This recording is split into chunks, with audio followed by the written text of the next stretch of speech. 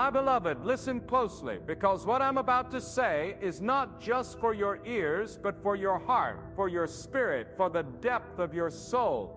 There are moments in your life when God is trying to open your eyes, not to punish you, not to make you bitter, but to wake you up from the deception of false companionship, from the illusion of loyalty, from the trap of emotional slavery, to people who do not value you, who do not honor the divine presence in your life.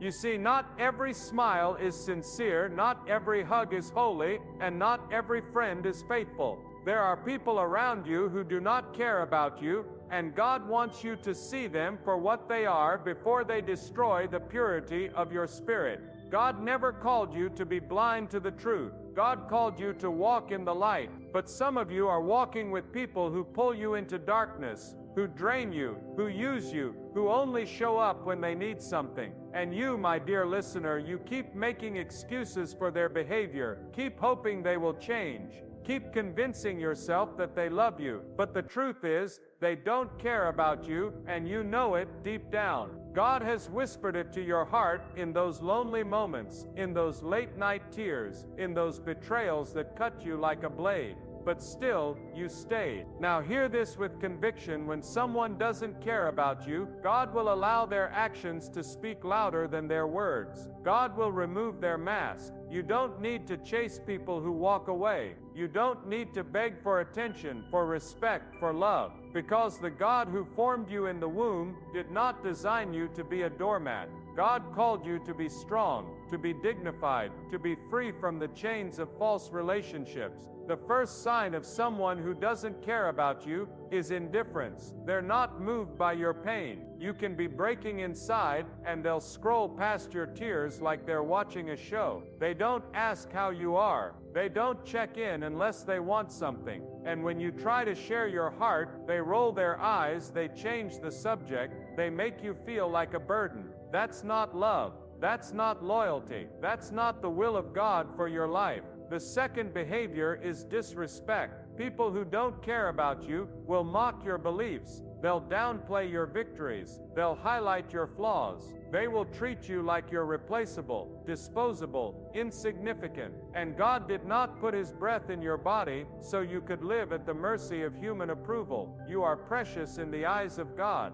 And when someone disrespects what God has created, they are not just offending you, they are dishonoring the Creator Himself. The third trait is disloyalty. They talk behind your back, they smile in your face, but they poison your name when you're not in the room. God sees that. God hears what they say in secret. And let me tell you, no weapon formed against a child of God shall prosper. But you must stop giving your loyalty to those who would betray you for the smallest gain. When God exposes disloyalty, He's not being cruel, He's protecting you from destruction. The fourth is manipulation. People who don't care about you will twist your emotions. They'll gaslight you into thinking you're the problem. They'll guilt trip you into silence. They'll use your kindness as a weapon against you. And before you know it, you're shrinking, you're walking on eggshells, you're afraid to speak your truth. But God does not dwell in fear. God dwells in truth. And where God is, there is peace,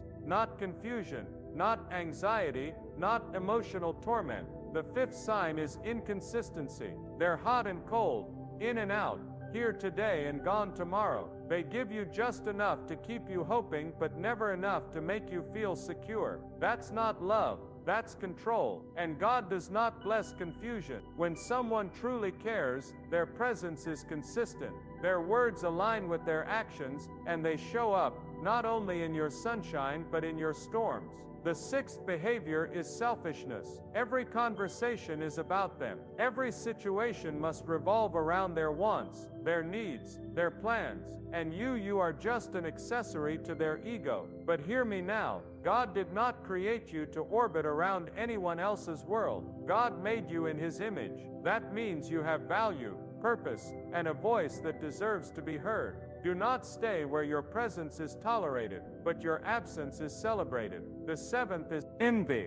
People who don't care about you secretly hate to see you bless. They smile when you struggle, and they stay silent when you succeed. And God will show you their hearts through their reactions, through their silence, through their subtle jabs. Don't ignore it. When someone cannot celebrate what God is doing in your life, it's because they never wanted you to rise. And anyone who is threatened by your elevation cannot walk with you into your destiny. The eighth and final sign is neglect. They don't pray for you. They don't defend you. They don't invest in your growth. They vanish when life gets hard. And God says enough. Enough of begging, enough of chasing, enough of tying your worth to people who wouldn't even lift a finger for you. When someone consistently neglects your heart, your soul, your value, they have forfeited the right to walk with you. You've cried enough tears for people who never shed one for you. You've lost sleep over people who rest easy after breaking your heart. You've given your best to people who only gave you crumbs. But God is saying, it ends now. This is the season where you reclaim your dignity, where you let go of what is not aligned with your purpose, where you stop asking for love from people who don't even love themselves. And hear me, when you release what doesn't care about you, God will make room for what does. God will send people who honor your presence, who cover you in prayer, who lift you up instead of tearing you down. You don't need a crowd. You just need the ones who are sent by God, and you will know them not by their words, but by their fruit. Because when someone is sent by God, they reflect God's love, God's patience, God's truth, and God's peace. You've been fighting battles you were never meant to fight, all because you're trying to hold on to people God told you to let go of. You're exhausted not because of your calling, but because of your attachments. You are tired because you are dragging dead weight.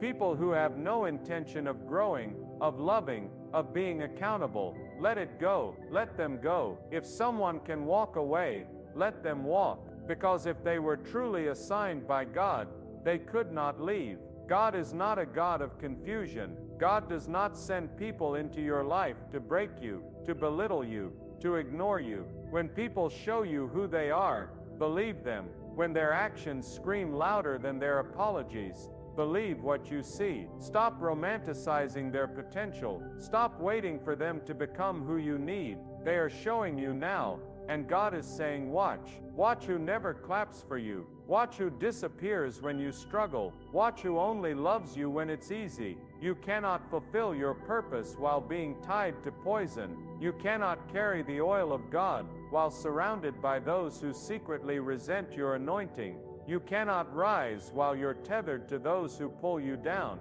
And that's why this word is urgent, because someone listening right now is wasting their life trying to make people care who simply don't. And God is calling you out of that prison. God is calling you to freedom, to truth, to healing. You are not weak for walking away. You are not mean for setting boundaries. You are not selfish for protecting your peace. That's wisdom. That's obedience. That's walking in the Spirit. And when you do that, God begins to move. God begins to heal the wounds they left. God begins to open doors no man can shut. Because the moment you stop crying over who left, you make room for who's coming. You are not alone. God is with you. Even when people abandon you, God remains. Even when the crowd turns their back, God turns his face toward you. Even when you feel unloved, God surrounds you with mercy. You are not forgotten. You are not invisible. You are not too broken to be restored. But you must stop feeding the weeds and start watering the flowers God has planted. There is power in walking away from what wounds you. There is strength in releasing who does not value you. There is peace in knowing that God sees, God knows, and God will reward. So don't waste another day trying to win the approval of the wrong people. Don't sacrifice your joy for the sake of keeping people comfortable. God didn't call you to be liked. God called you to be set apart. And when you choose obedience over people-pleasing, when you walk in the truth no matter how lonely it feels, when you stand firm even when others walk away, that's when God shows up. That's when God fights for you. That's when God vindicates you. Because no eye has seen, no ear has heard, and no mind has imagined what God has prepared for those who trust Him over man. My dear soul, hear this with spiritual clarity. When you finally open your eyes to the behaviors of those who do not care about you, you are not stepping into bitterness, you are stepping into wisdom. God is not calling you to harden your heart, but to guard it. God is not asking you to stop loving people, but to stop giving your love to those who trample it.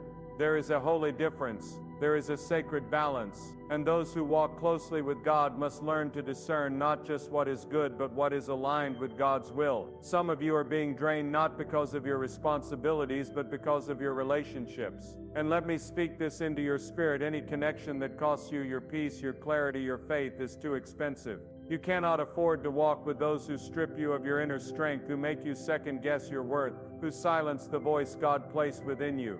God has already declared you worthy, chosen, loved, and set apart. When others treat you like an option, God is reminding you that you are not just someone. They are mistreating what God has ordained. You must understand this: not everyone who walks with you is walking for you. Some walk beside you only for access. Some walk with you only for the benefits of your kindness. And when the benefits stop, so does their loyalty. And when their true face is revealed, you cry, not because of what they did, but because of what you believed about them. But even in that, God is merciful. God allows disappointments to become divine redirection. What feels like betrayal is often just God's hand removing you from danger you could not see. Let me speak a deeper truth to you now. When you are walking in obedience to God, you will lose people. Not because you are unkind, but because your spirit irritates those who are comfortable in their dysfunction. Your growth exposes their complacency. Your peace threatens their chaos, and your light makes them confront their own shadows, and so they retreat, they attack, they belittle. But do not be shaken. For every person who walks away, God is drawing you closer to purpose. God never designed you to chase those who walk away. When people leave, let them. The same God who watches the sparrow fly is watching you mourn what He already removed. Stop picking up what God has told you to release. Stop planting seeds in soil that is proven barren. God is not just the giver of good things, He is also the remover of harmful things. When someone exits your life, do not only ask why, ask what God is making room for. Every ending carries the seed of a greater beginning. There is a powerful deception the enemy uses. He convinces you to lower your standards in the name of love. He tells you to tolerate neglect, to excuse disrespect, to absorb constant pain, all in the name of keeping the peace. But peace without dignity is not peace. It is imprisonment. God is not the author of such confusion. God calls you to love, yes, but never at the expense of your own soul. You are called to compassion, not to self-destruction. You are called to patience, not to passive suffering. And let me say this boldly: your kindness is not a weakness. Your loyalty is not a flaw. But giving it to the wrong people turns your strength into sorrow. That's why God urges you to walk with wisdom. Love must be intentional. Mercy must be guided. Forgiveness does not mean allowing someone to keep access to the sacred parts of you while they continue to defile them. God wants you healed, not just hospitable. You can love from a distance. You can release and still wish them well. That is strength, that is obedience. Some of you are clinging to relationships that God is actively trying to end. You cry out for peace, yet hold on to chaos. You ask God for clarity, but keep inviting confusion to your table. Let me speak into your life. Not everyone deserves a seat in your sacred space. Your heart is not a revolving door. Your presence is not common, and God is calling you to protect what He has placed within you. That means some invitations will need to be revoked. Some access must be denied. And I know it hurts. It hurts to outgrow people you once called family. It hurts to release those you prayed for, fought for, sacrificed for. But remember this: the same God who allowed them in for a season is the same God removing them for your protection. God sees what you cannot. God hears the words you don't. And God knows the weight of unseen betrayal. So when God closes the door, don't force it back open. Let Him be your guide, your filter, your protector. You are not being abandoned. You are being aligned. You are not being punished. You are being preserved. God is not taking from you. He is making space for what is worthy of your purpose. You cannot carry dead relationships into divine places. You cannot drag yesterday's poison into tomorrow's blessing. The price is too high, and the calling on your life is too great. let them go. Let God do what only God can do.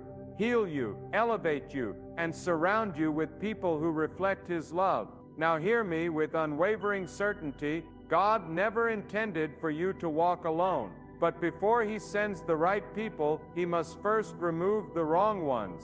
Before He pours fresh oil, He must first clean the vessel. Before He surrounds you with those who pour into you, He must first show you who only came to drain. You have to go through the pruning. You have to walk through the fire. But it is not to destroy you, it is to refine you. There is a new season on the horizon, a season where you no longer cry over who doesn't care, a season where you rise with clarity, walk with purpose, and speak with boldness, a season where you no longer question your worth based on the treatment of others, because you know who you are, not through their words, but through God's truth.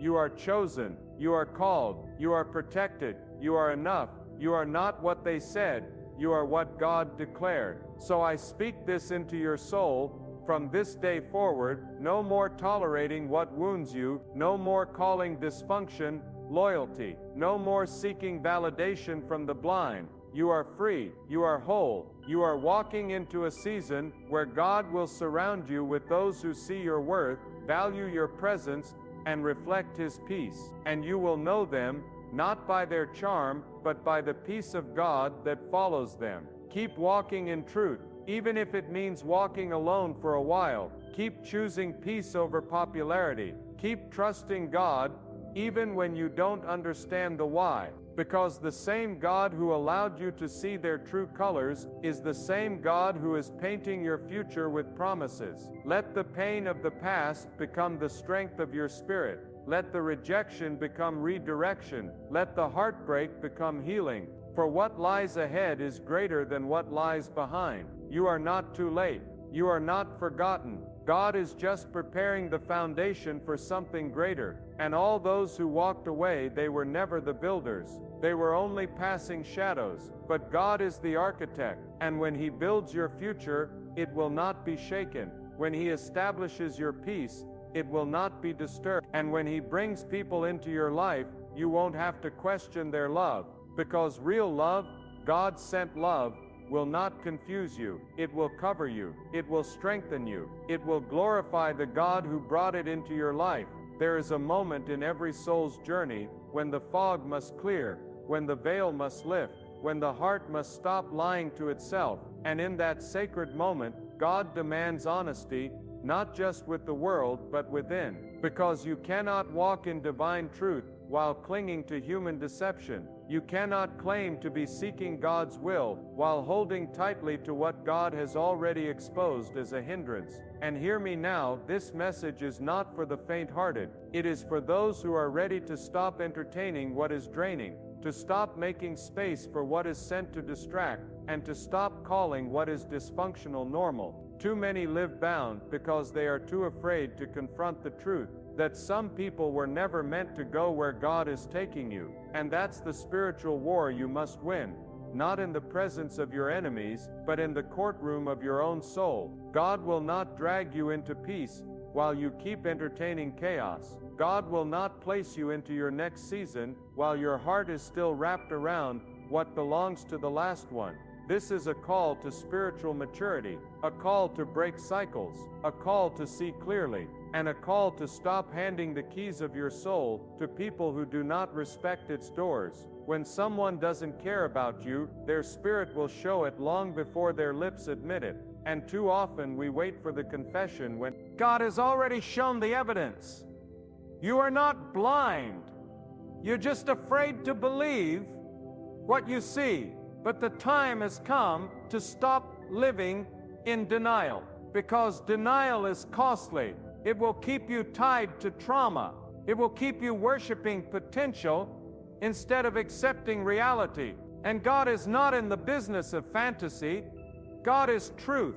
And when truth enters, everything false must bow. Do not confuse history with destiny. Just because they've always been around doesn't mean they are meant to stay. God doesn't preserve relationships based on length of time.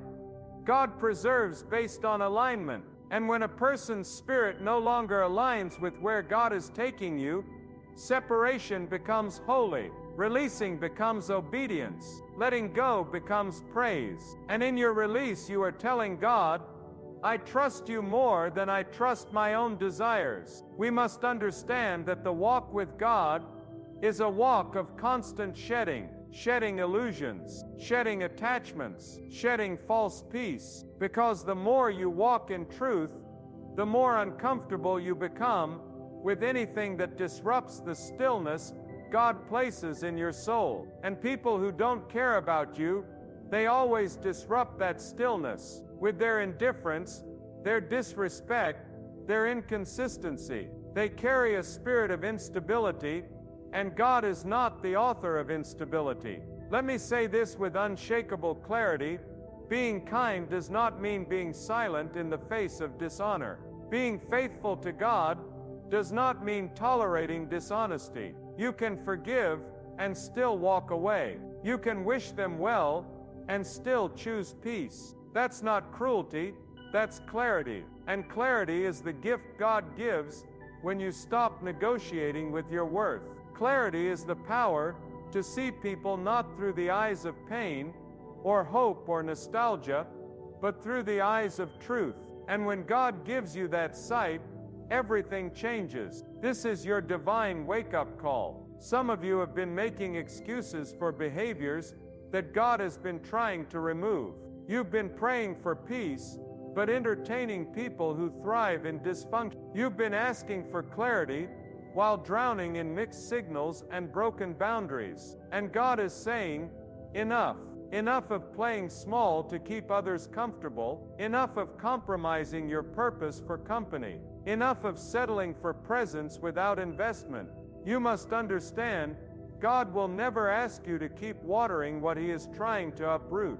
And sometimes the greatest act of faith is walking away from what you once prayed for, because God showed you it was never truly meant for you. You are not failing by letting go. You are not weak for choosing solitude over chaos. You are being prepared.